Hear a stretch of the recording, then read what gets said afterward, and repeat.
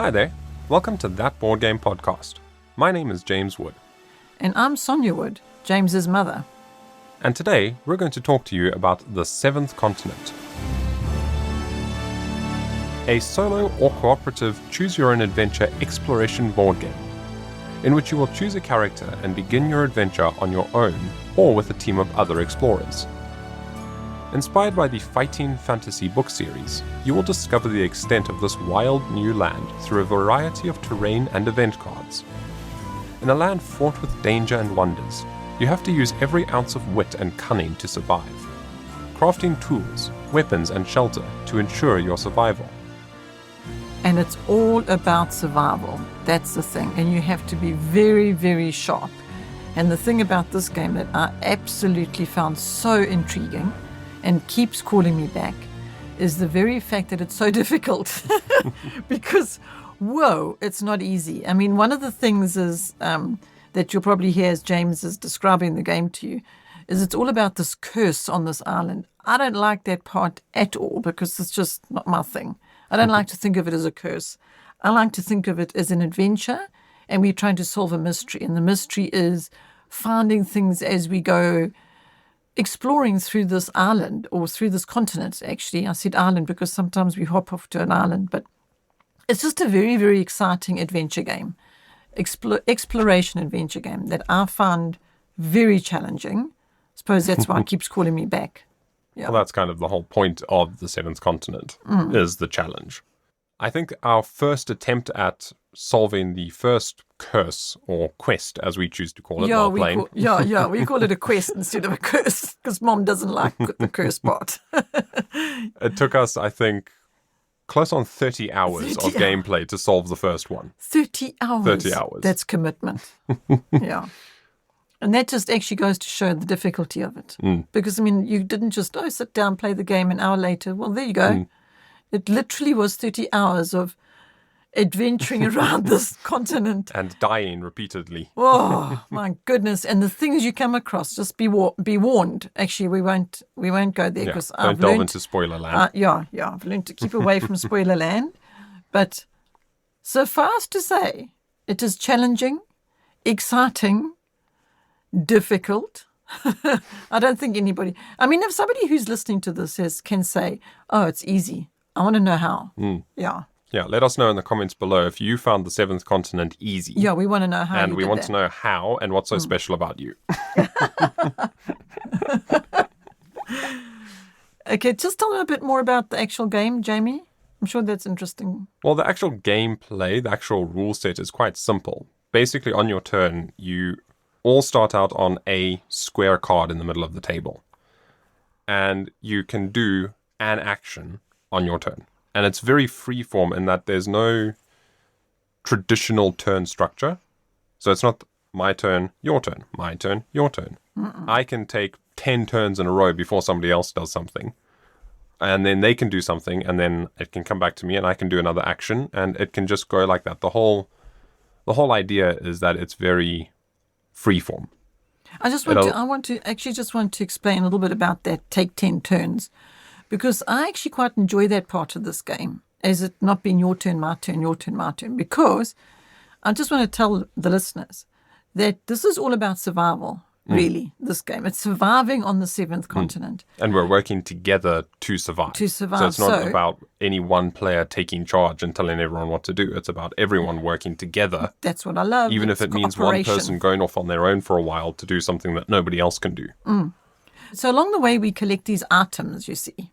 We won't go to spoiler land, but we collect these items. Now, it might be that I've got the items needed to make a fire, which is like making camp, making a fire. And James might have the items needed to go hunting, because he might have a bow or something, all right? And off he goes exploring to go and do some hunting. And I get the fire. I'm crafting, they call it crafting when you create something. And I'm crafting the fire, getting it ready. And he goes off to hunt. So while he's going off to hunt, he might have to have 2, 3, 4 turns to actually be successful, or maybe fail. Well, first you've got to find a place to hunt. Yeah. So you've got to search the continent to find clues as to where animals might be. And then you've got to hunt those animals. And then you've got to bring that food back to wherever your fire is. Yeah. So he could be out there hunting and I could be waiting at the fire. And then he comes back to where the fire is and then he cooks the food, or maybe I cook the food, or we cook the food together. It's cooperative. And then the food actually sustains us. We've now cooked some food, so now that actually gives us more life, as it's called, in this game. And in case you're wondering, how do you find these items? That is what is so fascinating about this game. And that is, whenever you go to the next card, so it's all like these card laying game, kind of. You take a card. It's almost like if you've ever played Carcassonne, for instance, where you're laying the tiles and it's interconnecting and creating a larger map. Yeah. It's something like that. So as you're exploring, you're finding these square cards, which you're then connecting together. And as they spread out, they form a single cohesive map that you can then navigate around. I can just say it's brilliant, actually. So now back to how you find these things. You see, what happens is you go on to the next card, which has been, turned over, and you discover, oh, look, there's something to look at there. There's a little track, animal spores. So that could be a hunting spot. So it's almost as if each card presents to you something to explore. That's what's amazing. So it's constantly a surprise. Next card is the next surprise, the next surprise. And even if you've explored that area before, depending on what curse you're playing, there might be different things that you can actually interact with. Yeah. So you might interact with something in one game that doesn't do anything, but then later on you find an item of some sort that then lets you interact with that same thing again, and then you get a completely different result. So exactly. It's endlessly replayable and endlessly explorable. Oh, it's so amazing. But you know what? I have to tell them the story about how we got Seventh Continent. I think I should tell them that story. Yeah, I think so. Okay. You know what? I have a brother we live in South Africa. Okay. And I've got a brother that lives in the UK. And we found out about the Seventh Continent. I shouldn't say we. I should say James found out about the Seventh, because he's the guy that finds all the games and researches them, and we watch videos. And I'm the nerd in the equation. Yeah, 100%. So anyway, he found out about this Seventh Continent game, and we watched the videos, and we thought, intriguing. It's cooperative, it's adventurous, it's survival, it's ticking all the boxes. So I got hold of my brother. Except we could only get it on Kickstarter when it first came out. And the shipping was twice as expensive as the game to get it all the way down to South Africa. So there you go. You see, sometimes now you have to sit and hum and haw, because now you want this game, but here comes the but. I have a brother in England. So we think, let's see if Martin can receive this game for us, because he's coming to visit us in South Africa, and he can maybe put it in his suitcase. Well, it all depends how big it is and how heavy and all those things. So Jamie gets hold of his uncle Martin, and he starts the negotiation process.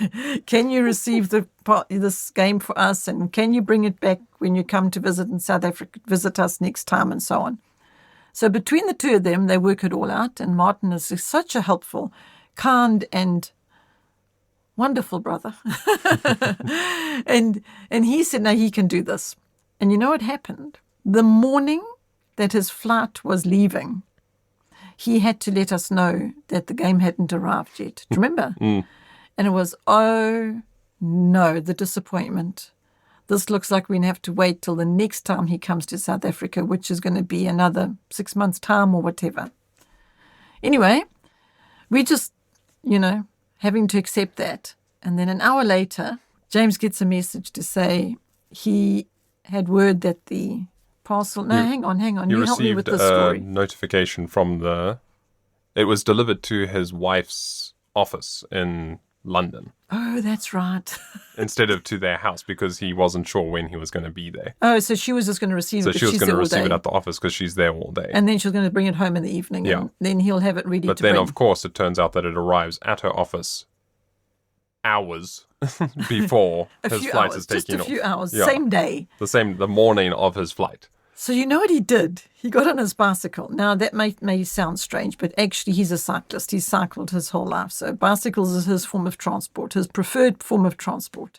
So Martin hops on his bicycle and off he goes to his wife's office, because he figures it's going to be quicker than taking the underground and this and this and this. And he hops on his bicycle. I just love this story. Just try and imagine it with me. Picture the scene.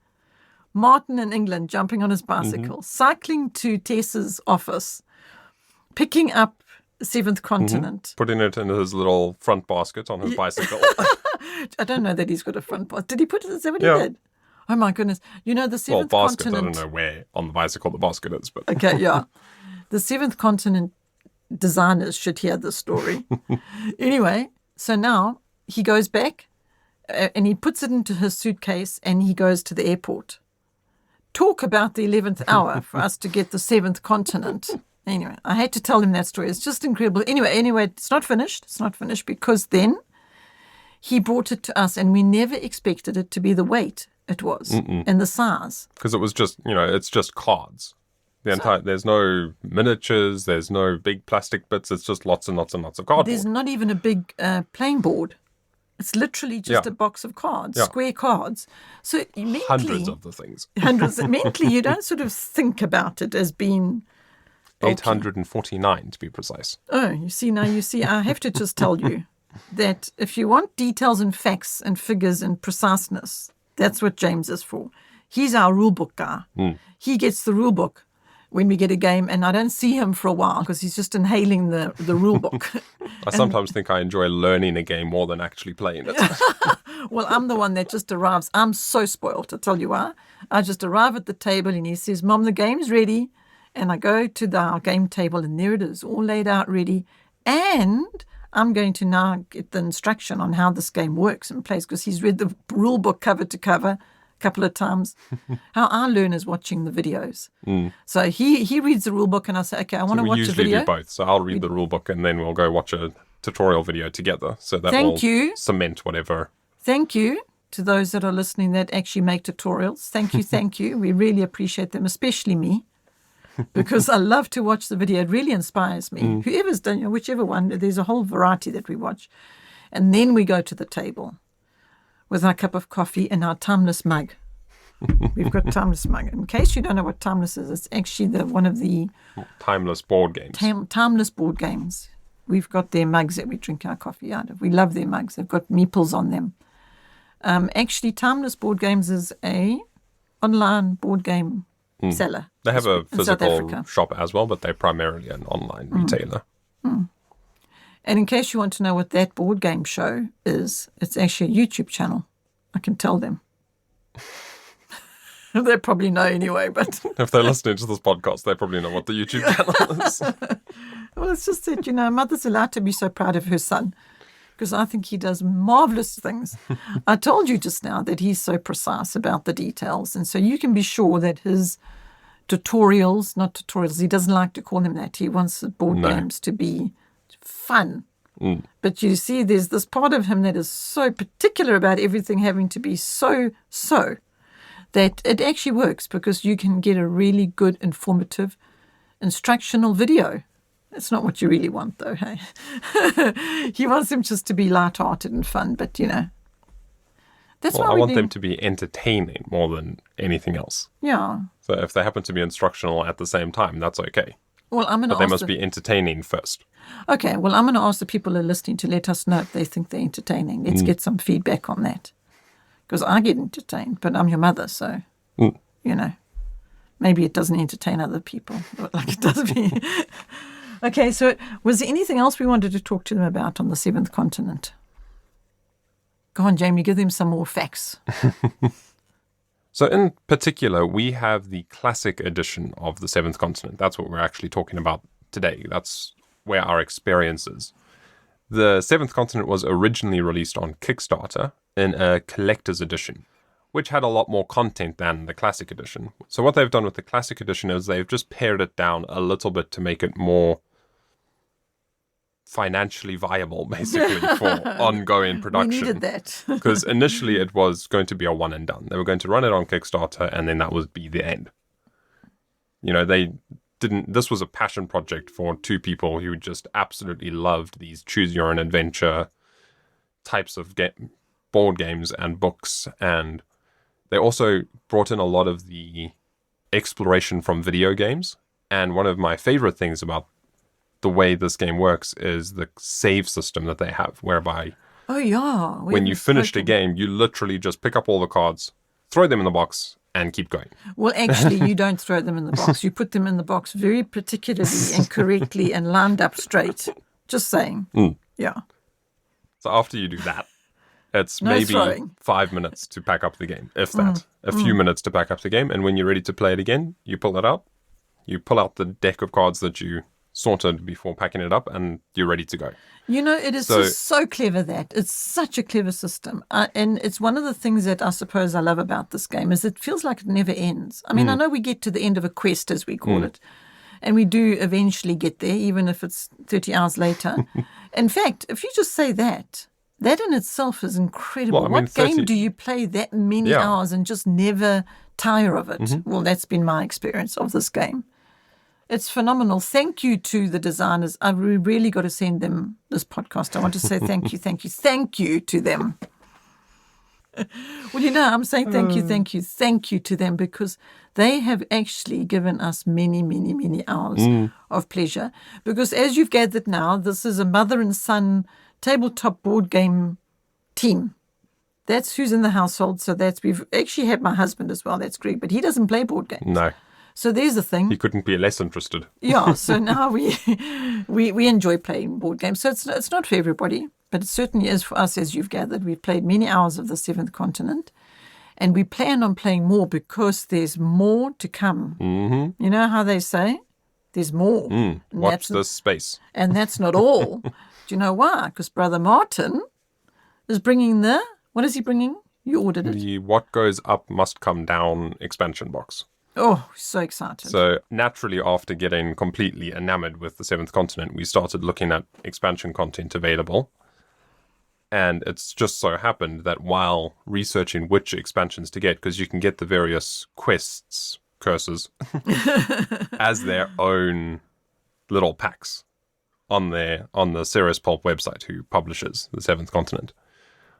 And while researching that and seeing which ones we wanted and trying to figure it out, they happened to have a Black Friday sale where they had some leftover copies of their What Goes Up Must Come Down expansion box that they had on Kickstarter several years back. Oh, so we got the Kickstarter. So they found some all. boxes, some additional copies of these that either people had cancelled their orders or it was overprinting or something. And they ran a Black Friday sale to clear the stock out. Sure, and we just somehow happened to get that. I just happened to be looking at the Serious Poulp website at the time. What is Serious Poulp website? Is it the website for Seventh Continent? Yeah, it's the only place to get the Seventh Continent now. Oh. It's not available in retail. It's not available on Amazon or any of these places. Good thing you just can only mentioned buy that. it directly from them. You should put that in the link there. Yeah, I'll put that link in the show notes. Okay.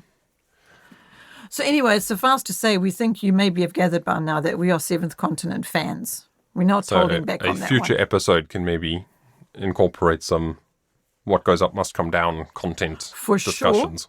For sure. Because already we've actually done the couple of quests that we've got. Sorry to the Seventh Continent designers. Sorry for the fact that we're changing your names. Jamie doesn't like that at all. If the designers called it this is what we must call it. So I said, well, I'll play it if I can call it quest and not curse. But the curse theme really does fit better, to be honest. Well, it is what the theme... Yeah. So to just read the description. Yeah.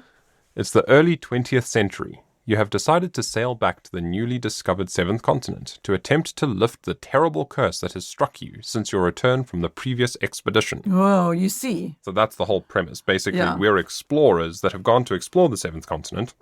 We've gone home to England or Germany or wherever we hail from. South Africa, that's where we come from.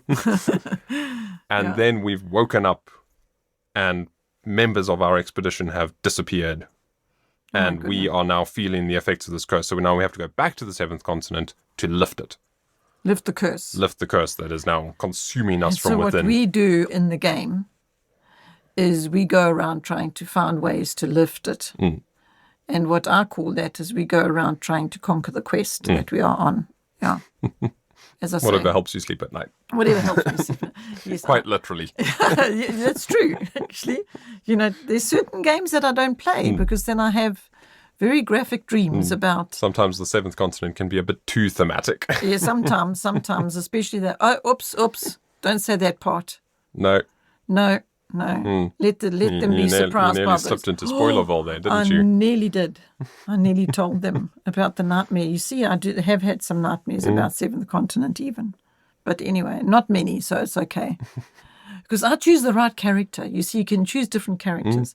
And I like the one character that's a botanist because it just feels more comfortable than some of the others. So that's who I go with. You know what I think? I think we should call this the end of this podcast because I'm a bit nervous that I'm going to be going into spoiler land. The longer we talk about it, the more likely it is we're going to spoil something. Let's quickly stop now. So, and let's send this link to the designers.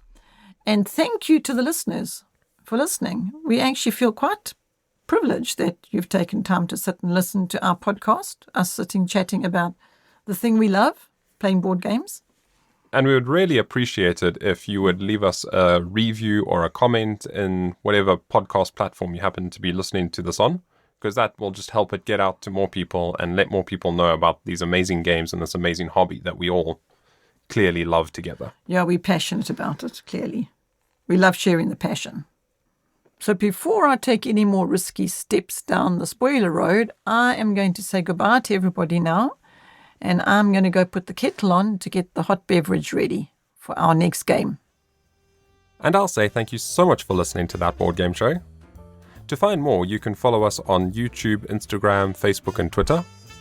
And if you appreciate what we are doing here, please consider joining our Patreon community, where you can see behind-the-scenes content. Please join us in the next episode. I hope you enjoyed the show. Bye.